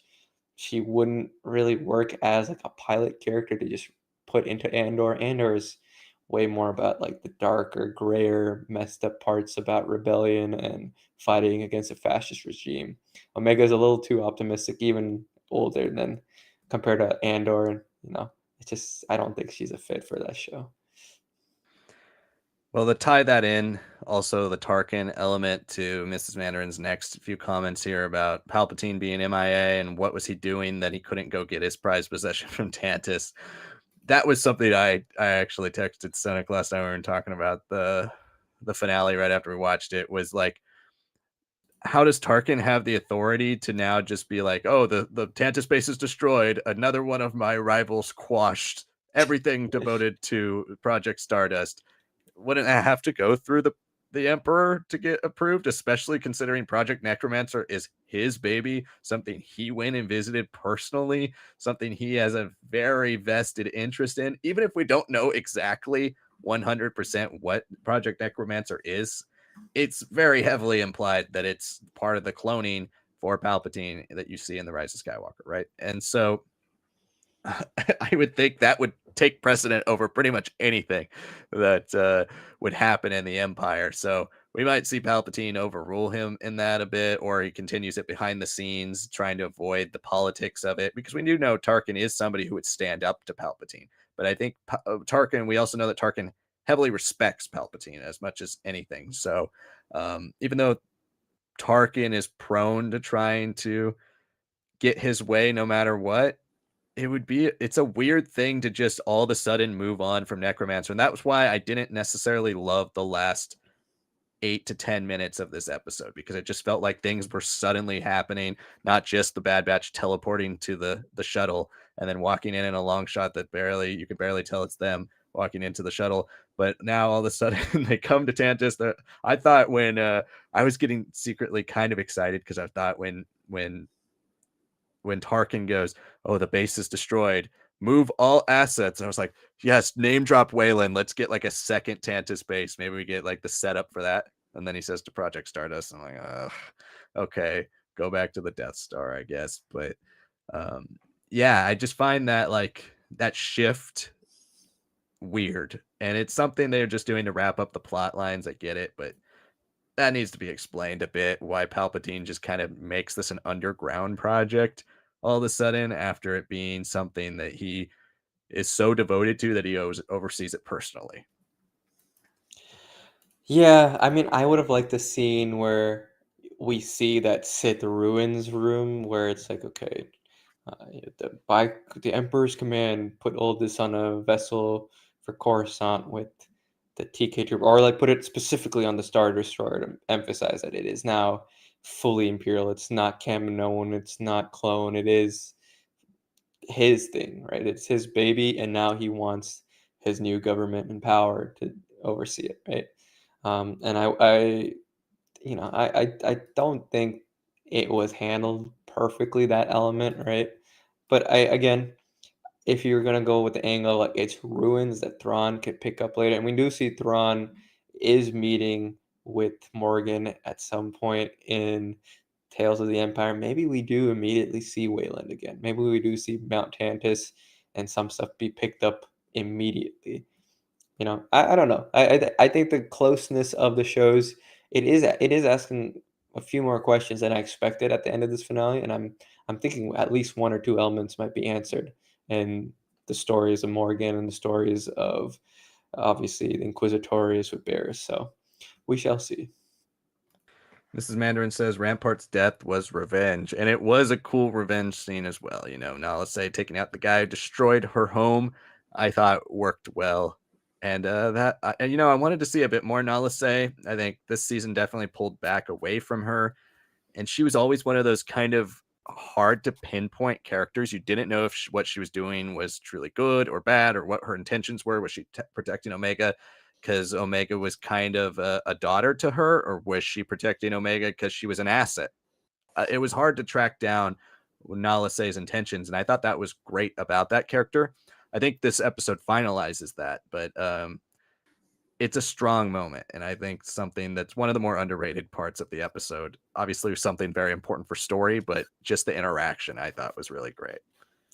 Yeah, and it's great to see Rampart go out like a loser, right? He was always trying Mhm. to leverage things for himself. He was a project manager, a glorified project manager who got things done, covered up things. And when he finally has all the information in the world that he needs, it's gone because he's stupid enough to not look and see her hand is holding a grenade. So deserved end for how he was trying to deal with everything. Very, very true. Casey Barkle says, anyone get Knights of the Eternal Throne trailer vibes from the final confrontation with Hemlock? I could see that. There are some, visual similarities, I guess, rain and all of the darkness, but And Hemlock, I love understated villains, right? I love villains like what they've done with Thrawn's voice. Like I absolutely love Thrawn's voice. Whether you are somebody who's on the side of not loving the physical portrayal of Lars Mikkelsen, which I do like that portrayal, but what he's done with the voice, I think, is absolutely perfect for Thrawn. That understated genius. I think it works well here for Hemlock too, and I really like that. Just that sinister build of like frustration from somebody who's usually so monotone. Like I think that works really well in this as he starts to get super desperate, even taking Omega to the side when she's like, you know, you're not going to kill me because you need me. And he's like, well, then if they know that and that's not my leverage, then I'm going to step to the side. So if they shoot me, then you're going to come down with me too. I thought all of that was such a well staged scene, great scene, and really a satisfying death for that character. Yeah, love seeing him die. Starlet says, I wish they explained why the commandos are so loyal. I also wish that. Scorch's death, I know we had some other comments about Scorch's death. That was something that kind of sucked, in my opinion. I know Bad Batch is now kind of our replacement for Delta Squad. We've seen them grow, and they have those, they're that elite task force that we've gotten a lot of that side in Delta Squad in the past, and it would be a little redundant to go back to it. But Commandos are such cool in concept and from Legends so iconic that I wish we would have gotten a bit more explanation about why they are loyal, but also why they fall on this side of the fence and how certain clones also get elevated to higher positions, right? Because something that is kind of strange, but also the whole narrative is kind of strange with is like Emerie Karr, right, being elevated to chief scientist under Hemlock, right? She's a clone. He would think I can't trust her because she's a clone, but she's elevated that high and then ultimately turns on him. But it's not just her. They have clones working everywhere up and down the Empire still. Like this is still so early in the Empire that they have TK troopers, but they can't replace the elite level of military strategy and combat that these clones have. And so I think that's something really interesting that we could have gone into a bit more and seen why the Empire's so willing to trust these clones who they are manipulating and torturing and using right in front of them all, but they're still willing to trust them in these positions of power. I think it's an interesting look too at comparing canon version of Order 66 with Legends version of Order 66. That idea of Lama Su and Attack the Clone scene saying they're completely obedient but willing to think creatively, that kind of thing juxtaposed with the brain chip. I think that would have made for some interesting storytelling. Obviously, another extraneous plot point that wasn't really answered, but hopefully we get some more closure on the commandos in the future. Yeah, I mean, I won't say it's the greatest death, but at the same time, he is on his own. He is caught by surprise. These are still commandos versus commandos. What made Republic Commando so good is what is it? When they're put together, right? That they are such an effective team, right? But they also weren't like a family in the same sense that the Bad Batch were, right? A big point of this finale is that together they're stronger. Together they'll be able to save each other, right? So by that point, it's inevitability that he's going to die. I would have liked Scorch at least having a moment of hesitation. I thought for a second, like it looked like he was going to hesitate with like the instructions that Hemlock was going to give him, and if we had seen him hesitate and then been like, okay, I just have to do it, I think that would have said more about like, brain control, whatever has been happening on Tantiss, the possibility that the reconditioning is continuous for some of these guys on Tantiss, um, as opposed to the clones that are kind of waking up from the fog of Order 66 and the effects of the brain chip. Mm. We don't explore that. I'm not too upset by it personally, even though we played through Republic Commando on the channel, even though we've at least touched and gone through parts of the books. I'm not like beholden on making Scorch a super uber powerful great guy. It's like he died in a way that made sense for me. Their backs were against the wall. He was like the last hope. And instead of like having this insane shootout, he was knocked out by like 6 or 7 shots. And he still tried to keep moving. I don't think people are giving him credit there. Like those are so fast that he had no chance of reacting, and he still looked like if he had taken maybe a shot or two less, he could have maybe like gotten on one knee and just started firing back, but he had no chance. David Fieldsen says, I think Ventress will be in something new soon, hopefully, and her story will be explained. But Ventress and the Bad Batch was straight up trailer bait. I completely agree with that, David. And we hope there's some interesting storytelling for her in the future. Do we need that? No. But in the Bad Batch, it purely was just to get you to watch the show. So we're in an hour and 35 minutes right now. We usually cap out around an hour and a half, but you want to go for let's go for another 10 minutes and try to get some of your guys' questions wrapped up as we close out our Bad Batch coverage here. Thank you so much to everybody, of course, for being a part of these streams for the last 15 episodes of the Bad Batch. We really appreciate it. We've had a lot of fun. We've grown. We've talked about a lot of really great things. So we enjoyed this whole experience, and we hope you guys have too. So we'll be back, like we've said throughout the stream. We'll be back all across May, every week at least, talking about news and other things related to Star Wars, and then of course covering Acolyte when that comes out. But to finish up your guys' last stretch of questions here, Tarkin, Colton Smith says, Tarkin has always been one of my favorite characters. Would love to see him get an arc in an animated show. That would be awesome. Dark Times show, fingers crossed we could see that. He has a great book in the Dark Times era too with Tarkin, so getting under Tarkin's skin is one of the more interesting things that we've done with Imperials in canon. So I think that would be awesome to have his own arc. Yeah, and I don't think people who haven't read the book understand he is psychotic. He's not just like, oh, great military guy with doctrine. He's just a fascist. He's a fascist from day one because of his experiences, and then he takes it a step further. That's what makes him so dangerous, so compelling, and hard to look away from. Uber ETB says Ventress with benign lives quote at the end of the episode makes it seem like Night Sisters revived her either against her will or because she wanted it. Filoni is definitely going to do something big with witches. He is going to do something big with witches. I don't know if I can yet bank purely on the Night Sisters reviving her, but when that episode came out, when we were all, talking about how it doesn't seem like she's coming back anymore in the Bad Batch after this episode, it seems like a one-off.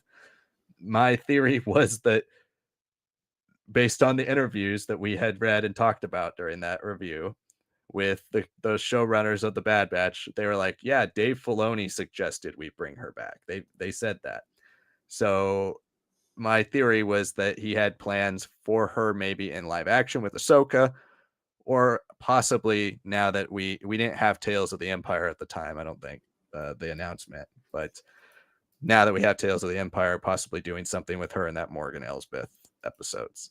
But we'll see. I mean, he could have an arc planned as well for whatever the next Tales of series is, but he obviously is very interested in Dathomir lore. And I think it is something that is this version of Dathomir lore that we've seen throughout the Clone Wars, which is Legends and canon, but then continue into the rest of canon with Ahsoka now and with stuff in Rebels and all of that.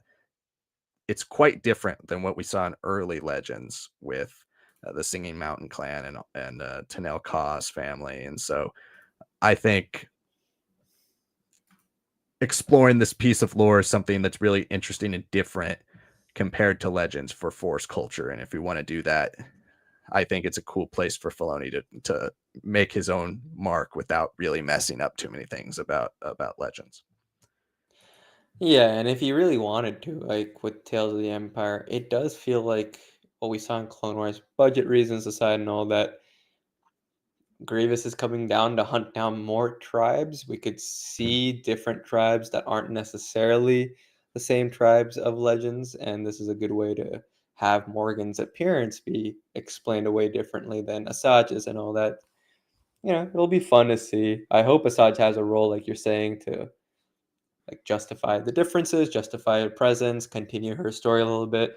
And if it's not in that moment, but later on, right between, like if she has a moment with Morgan, that I think would be pretty fascinating, like a redeemed Night Sister away from her darkness versus one who's like becoming more and more committed to it. So I think that'd be a good contrast.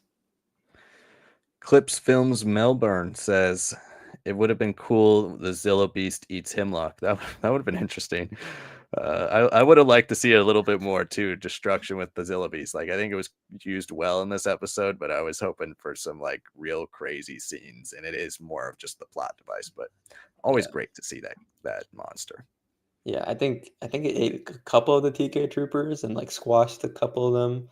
But like, it'd been nice to like almost like see like the first initial moments of it in the jungle where it just like it's like Yeah, I am the alpha, like that big one that like destroyed record, right?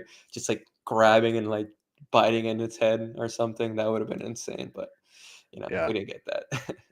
Yeah, very like Kong-esque. It's always been like kind of a crossover between Godzilla and Kong. Like obviously the Yeah. name leaning more towards Godzilla, design is more Godzilla, but the story in Clone Wars is more Kong, where it's like that tragic death for it as it's trying to as it climbs. It even has the Kong shot in Clone Wars. So um yeah, I think it would have been cool to see more of it, but it is not really the purpose of this episode. Upri TB says, I say that because he's doing tales about the witches. Ahsoka season 2 will be about witches. And yeah, so it's kind of you're on the same track with us. I think if she shows back up, it could be in something Filoni based. And that would make a lot of sense, obviously, with that kind of full circle company mandate about, hey, I'm using this character. You guys, almost like a way to just pass the frustration off, honestly, onto a different show before we know that she's resurrected for Ahsoka. But like, you guys want to use her, she could be a good marketing tool because I'm going to use her in these things. Um, it seems like that corporate synergy is a strong possibility. Honestly, I kind of hope for that more than anything, right? Because we can't do anything about the fact she's back. She's back. We have to deal with it, right? That's all. That's always been my philosophy with Star Wars. We can't change it. It's part of the story now. How do we make it better? So I don't mind complaining about it. I will keep complaining about it, but now we have to focus on making it better. And if if Filoni has plans for her, I think that's best case scenario because if he doesn't, then we're just stuck with a pointless Ventress cameo in Bad Batch, and that's it. Yeah, yeah, and I mean, there has been a little bit of a discussion recently that Jodie Turner-Smith's character in The Acolyte might end up being like a witch, not necessarily like a night sister, but like kind of playing around with the witch's role. And we obviously know Mother Talzin is like almost partners, almost a potential apprentice for Palpatine at one point, which is a big like background plot point that's a little bit more explored in Son of Dathomir than it is in anything with the actual Clone Wars show. So, it does seem like we're getting a little bit more development of like other force groups, other force cultures that are not rivals per se, but are very powerful. So, yeah, hopefully this is just like a tease of like a big explosion of that. And then, we get to see some new things, we get to see some old things, and we get to make it all work at the end. And Liam and I, we get that patch that we need that we're like, okay, all right, we're good now. Like that'll always be a little annoying, but now it won't be like something that's stuck in our mind for like years. Well, we'll try to run through these last few here pretty quickly so we can get in about that hour 45-minute stream. But to go to Clips Films, Melbourne says, though killing Scorch reminds me of Transformers G1 movie when Megatron kills some Autobots and Shuttle. I still haven't seen that movie, so I can't necessarily comment on it, although it is coming back to theaters for release, and I'm actually gonna go watch it when it does. But I I know will I know take the your word for it. plot, and I think I have seen it at one point when I was a kid. A lot of characters die very quickly in that movie, I will say. So, yeah, I can see that, though I think that's a lot more shocking than what we got here with Scorch. Mrs. Mandarin says, not interested in the witches, don't like where Dave Filoni is going. Well, that's fair. To each their own. Mrs. Mandarin also says, I love the episode just saying lots of folks thought members of the batch would die, but I enjoy happy endings, which can also be satisfying. Emotional. Return of the Jedi had a happy ending. Yeah, good point. And I think that is completely up to you. You're welcome to not like that characters didn't die. I think that's perfectly fine. JB says heartbroken, to be honest. Are you heartbroken because you didn't like the episode or heartbroken by the ending? Or did it make you emotional? Colton Smith says, loved all the discussion this season. The consistency is great. Well, thank you so much, Colton Smith. We really appreciated having you part of the discussion. So hopefully come back and join us for Acolyte and all of our other news streams and coverage. We used to do a lot more news streams than we've been doing recently. So thanks for that. And then I forgot to mention, but Toydarian Dan sent us in a super chat. So thank you so much for that super chat. We really appreciate your support for the channel. And then where else are we? Colton says, unrelated, I've been hesitant to get into the High Republic. Is Light of the Jedi the best starting point? It is the best starting point. Yeah. There are multiple different places you can start. You can start with phase 2 because phase 2 takes place 150 years before phase 1. I know, kind of confusing. And then phase 3 is after phase 1. So it's typical Star Wars Start in the middle. original, prequel, and then, sequel. So it is that typical type of storytelling, but I would say Light of the Jedi is still by far the best place to start. It's the crux point of everything in the High Republic. It all begins there. Even if you're looking at the direct timeline, Into the Dark, which is the first young adult book, starts slightly before Light of the Jedi does, but most of the story takes place during or after Light of the Jedi. So Light of the Jedi is still the best place to start. Introduces all the characters, introduces the style of the era, and is to me still the best book in the initiative.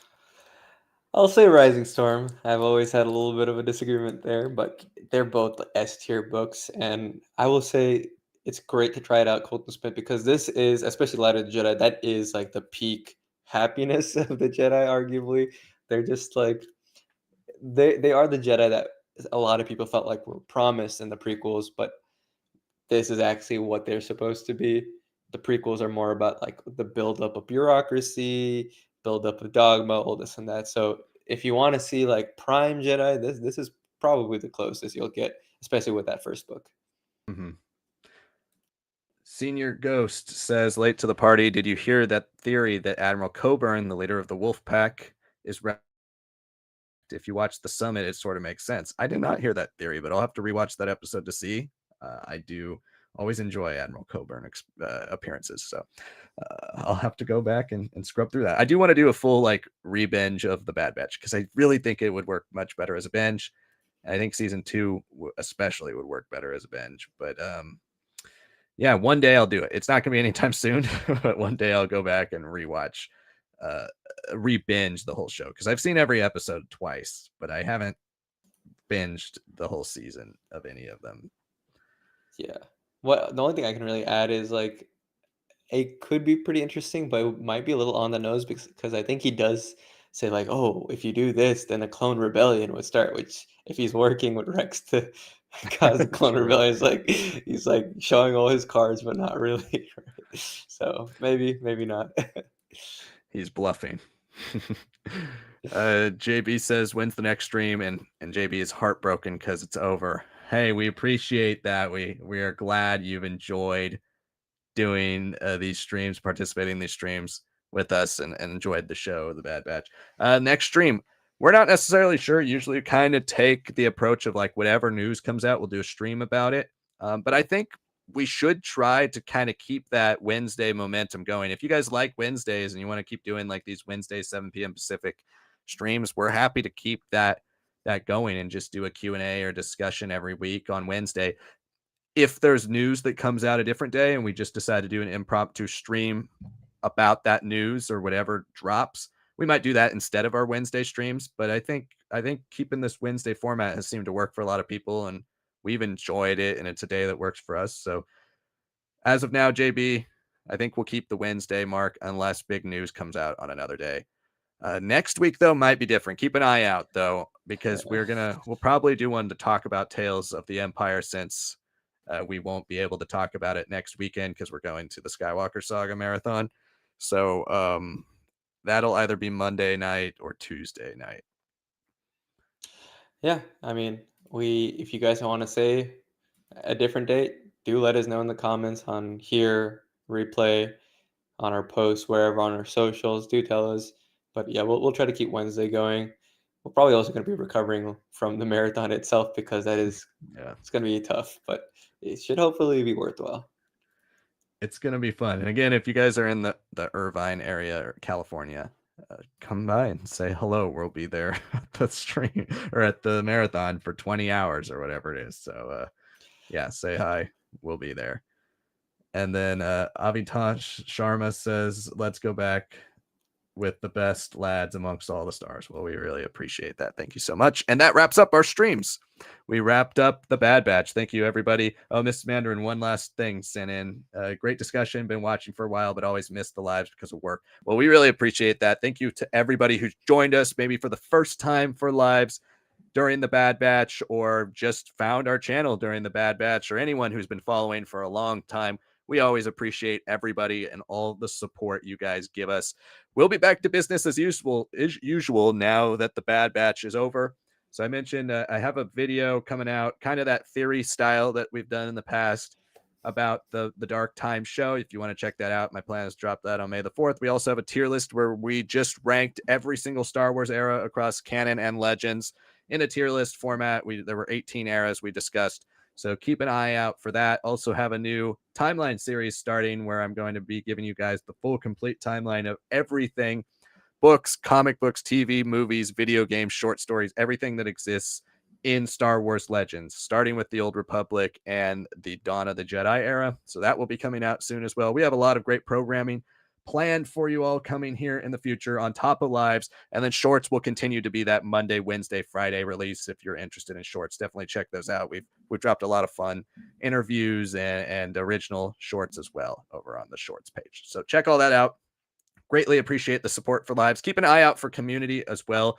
Right now we're running a tournament for best Star Wars characters, but if we do have changes or updates to lives, we will probably post that there. We're also going to try to stay on top of, like we've been doing for the Bad Batch, scheduling lives early. So if you look at our live page on a Wednesday and you look at, like, let's say 6 p.m. Pacific, and you don't see a stream scheduled, it's probably not happening that day.